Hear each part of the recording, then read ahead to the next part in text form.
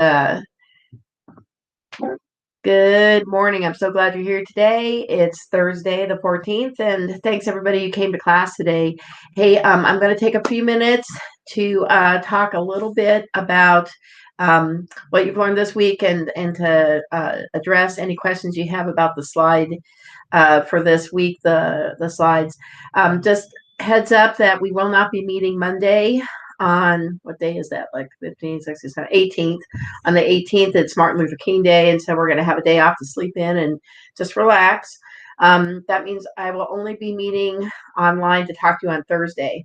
So because of that, I'm not going to do a ready reading slides next week. I just want people to get caught up with what they did in the past and to be able to reach out to me to work individually on things if you're having problems. I know that there's just, some people that are not participating for whatever reason, but if you didn't do the last two ready readings, I'm going to share my screen for just a minute.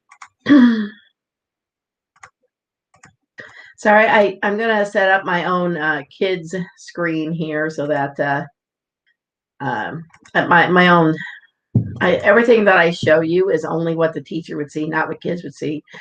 So I'm going back to attendance in just a minute, but just a reminder that iReady is not something you can do if you feel like it. It's 45 minutes, and if you don't do 45 minutes, you can't get B or higher.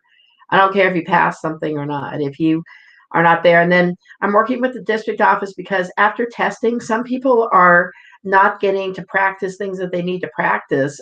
They haven't adjusted people's levels. I'm surprised. I thought that's what happened, but I'll be working more individually with people to try and get things where they need to be. With that being said, please make sure that by Sunday you've done 15 minutes. It's not hard to do. If you're struggling with something they have to do, let me know. And some people like Dreamer, it seems to me like you're still in this, stuck with, maybe something that, excuse me, is not that helpful. So once again, Tuesday and Wednesday next week, I don't have scheduled meets, but I'm available. You just email me, you can message me, you can stay at the end of class today and we'll have a time. But everybody should be able to get help as much as you need. There's no excuse for not doing the first 2 weeks of those slides, guys. I'm not a hard grader on this, and I can help you, but to not do any of it will cost you. And some people are already sliding into failing. So please watch the videos if you can't be in here in class. Today's a good example. Our ready reading slides, once again, like they're due tomorrow. Oops, look back and forth there. It's due tomorrow. So make sure you make an attempt and don't give me blank stuff. Okay, give it a try. The worst thing that can happen is you get it wrong, and I'll give you feedback. For writing lessons this week, I'm going to be talking about brainstorming and planning an expository essay. Since we're planning to come back, I think hybrid starts in February 8th. That's the goal right now anyway. I think I'll wait and we'll stop. We won't do poetry till I'm back in class with you. But we will do an expository writing, 3 paragraphs, 3 to 5 paragraphs about a topic that you get to choose. So we're going to start with brainstorming, and I'll explain that today. Okay, any questions so far? All right. There's Erica. Good to see you. Thanks for coming. So I'm recording today's meeting, and I'm just going to go through a couple of things. I'm going to start with attendance for today. And the reason I'm starting with attendance is that we've been talking about pronouns this week, right? And that some are subjective and some are objective. So you can see that, you can have a pronoun that usually changes. For example, I changes to me, or he changes to him, right? Or she to her. But some don't. And one of them is you. You does not change, whether it's the subjective or the objective. And if you look on your slides and you're looking at that chart to do your work in the slides, you'll see that you and it, right, it, are both in subjective, objective. They're just, kind of in a different case. So watch out for that. And also that when we're choosing pronouns, we choose it by gender, male or female, Some things aren't, they don't have gender in English, right? And in Spanish and another language, sometimes you will have genders for things like pencil or pen, right? In French, la pluma, right? This is female. Why? I don't know why. They don't know why either. But in English, we call these things it. It's a genderless pronoun, it, right? And then this thing about you can be either singular or it can be plural. I can, tell Erica, I'm glad you came to the meeting today. Okay, that's just one person. But it can also be like all of you, the whole class, right? You class need to do your work on time, right? So in this particular case, on today's attendance, it says, "How is you used in the sentence?" Right? I gave you a new book to read. So notice that I is the subject. Okay, we don't know who it is. Maybe it's me, right? What did I do? Gave. So watch for the verbs, guys. If the pronoun comes after the verb and is receiving the action, right? So I is doing the action, it comes before the verb. I is the subject. But you, it comes after the verb, it's receiving the action, right? You is not giving, you is getting. Yes. So um, that would be the object. So today you should click object and then click submit, right, for attendance. So watch out for that. There's a couple of tricky ones in your slide deck like that. And if you have any questions on that, you can talk to me tomorrow. I'm available to help anybody with doing their ready reading grammar slides. Okay. And don't forget they're due tomorrow. And so when you look at the slides, please make sure when you go there that you view assignment. Okay. Don't just click on one of these. All right, that's not, people say, well, I can't type anything there. No, you have to click view assignment. And the reason I'm not doing it is because I'm not a kid. It won't show the same thing. Okay. People who've turned it in, if you turn in a blank one with nothing on it, I will call home. I will email because this is ridiculous. If you don't do it, it's okay. I know that you're having problems. I can help. But once you get it in there, well, I'm going to give you a 0. This is ridiculous. Please give it a try. You have nothing to lose by even putting things that aren't the right answer, but you tried. So the non-trying is when I call home. Please make sure you turn that in. This week, I'm going to talk to you a little bit about our brainstorming and expository essay activity. But before I do, I'm going back to the class for just a minute. So is there anybody that has a particular question? Some people are working on it. If anybody has a question about the assignment, like you've already started and you'd like me to look, you can ask me right now. Or come see me tomorrow. Like you can message me, you can email me. Can we meet at 10? I think I have a meeting that's at 1. But up until then, like I'm working on planning for next week and I'm grading and I'm waiting. I'm waiting for people to come see me. Also, every day at noon, I sit there at noon, and on Mondays I post the link to get there. I just wait. Anybody who has a question, it can be a 5-minute question. It can be, can I schedule an individual time? I'm just waiting. So please come and see me. All right, if you've got questions. Last thing today, I want to talk a little bit about our writing lessons. And instead of going into it here, just to remind you though, please click view assignment. Don't just click on this. All right, when you see it, make sure that you go to view assignment. That gives you the opportunity to work on your own individually assigned one. Okay, and it should be that way. I'm really hoping I did it that way, but I'll double check. But I should be assigning you one of these. Everybody should have one, and they look like this. It's the expository writing lesson, and it's due by next week. On Monday is the 18th, no class. So you have like Tuesday and Wednesday to do some brainstorming. We're going to be writing an expository essay, and I'm going to explain that in a minute. But you don't even have to work on it this week so much. If you want to, you can wait until Tuesday, Wednesday, and use some of your time those days, or get it done tomorrow so you know what you're writing. Then please go ahead and submit it. I'll take a look. Now, These brainstorming activities are designed to help you to come up with a topic. And by next Thursday, I need you to have your topic. I need it narrowed down to 3 main things that you're going to write about.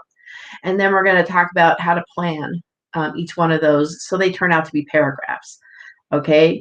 And so when we're done, we'll have 3 paragraphs that you wrote yourself. This is not like go do research and then share with me.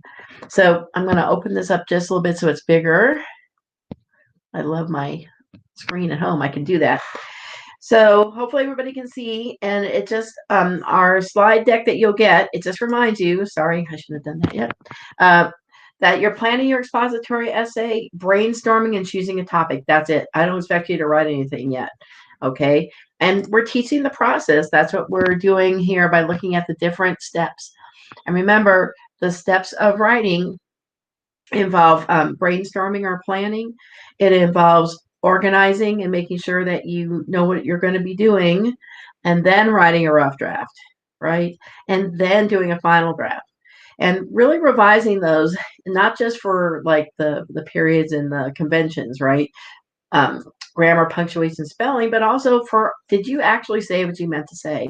I see people who are still busy turning in words that are meaningless, and if they read it, they'd know it was meaningless too. So, where everybody in this group, you guys have been improving a lot, and I expect some interesting expository writing from you. But we're going to talk for just a minute about what is expository writing. Let's see if I can make this smaller. There we go. That's better. Okay. So I don't think I can get rid of this yet. Oh, wait, I can do a slideshow. There we go. Where is it? Present. No, from current slide. All right. Oh, that looks good. So, whoops. Sorry. Still playing with this. All right. So, just so you know, what is expository text? Notice this word expository. Expose, yes? I'm going to expose. I'm going to share with you. You can look at the parts of the word and figure out what it means, right? I'm going to share with you something that I know. Expository text. And it says one of the ways we learn and share about our world is by explaining. So, expository text is you can explain to someone how to do something, how to use an app, or why penguins are amazing. So when you're thinking about your questions that go along with your expository text, it could be as simple as how do you do something, right? It could be as simple as, you know, how do you do something in Call of Duty, okay, to win. It could be why something that you enjoy. Why do you enjoy doing it? Okay, I enjoy it for this reason, and this reason. So it's pretty open-ended, but there are a couple of things you need to remember. Texts that share information and explain are called expository text. It's the word I want you to learn for this week, expository. And an important aspect of expository writing is that it's not designed to provide an opinion. It's not somebody, you're not going to persuade somebody to believe like you do that, you know, chocolate is the best flavor of all time, right? It's just explaining what you know about a topic. It's not an argument and it's not an opinion. So watch out, people slip into that sometimes. But really, we're going to look a little deeper and we're actually going to use some slides to help you organize your thoughts before you start to write this. So now that we know what expository writing is, I want you to think about how to brainstorm. And honestly, guys, the reason I want you to put stuff in on all the little places that I'm leaving is just to realize that the more that you let your brainstorming and your list making and you just let it go and you don't judge it. You just whatever you have here just goes there. You don't judge it until you're ready to make a commitment. All right. And I want to demonstrate that to you. So you're going to click into the yellow squares and plan your topic. Don't forget to narrow your topic on the last slide by circling or changing the color of the questions on slide 5 that you will put into your writing. So once you're done brainstorming, you're going to start narrowing your topic so that when you do the next step of planning, you don't have every single possible thing anymore. You're only going to talk about certain things.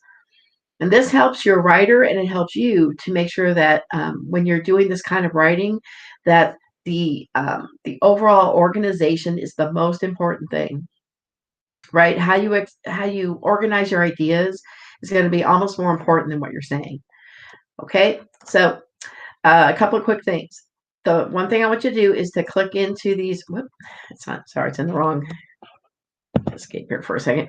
Okay, so when you get ready to brainstorm, all right, you're going to click in around it and then double click in to get in, right? And it says brainstorming provides me with many new ideas. This is not where you're just going to just let your brain go. You're going to type in some things that you think about, okay? So I would suggest that you should have probably at least 3 on all of these, just so that you know that you sort of went there. Okay. And it says, even though you may have an idea of what you want to write about, use this brainstorming activity to help you to expand your ideas and write any ideas in the right column. Okay. So if I were you at this point, I wouldn't pick a topic until I went through this exercise. So, for example, it says, what do you have expert knowledge about? Like, what do you really know a lot about? And you can see I started brainstorming. I was like, well, I know a lot about Scooby Doo. I mean, I watched the very first episode of Scooby Doo when it came out live. Okay. In fact, my brothers and I would fight like because they wanted to watch something else. I don't remember. We had one TV there, and my dad made a chart so that I get to watch Scooby Doo, once in a while because sometimes other things were on at the same time. We only have one TV. So I love Scooby Doo and I know a lot about him. And I've written stories that were like Scooby Doo when I was a kid, And anyway, that's just something that I know a lot about. Playing piano, I played piano for a long time. I took lessons for years, right? I know a lot about my friends. I really do. People talk to me, and I know a lot about them. Okay. Um, Another thing that I know a lot about is, uh, French. I took French for a long time too. I took it all the way through college, you know. So you could just start making a list, stuff that you know a lot about, like your favorite TV shows, like whatever. There's could be a lot of things that you know a lot about. This says, what do you have expert experience? In other words, like what do you do that you're really good at? You know, and I'm pretty good at playing piano. I've been doing it for a long time. Um, I'm pretty good at using the computer, like Google, right, to search on things. My parents, they can't wait for me to come and visit them because they're in their 80s. They're like, Carrie can look it up for us. What time are they playing? Is the team playing? So I do a lot of Google searches. So I'm actually pretty good at that. All right. What are some of your favorite things? And I could just list them, like chocolate and bunnies, and I like dogs. They're my favorite pet. I could just once again, it's a brainstorming activity. Anything that comes to your head that's appropriate, of course, put it in there. And what are your hobbies like? What do you like to do for fun?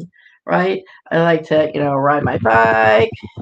I like to travel, although not so much now, to new places.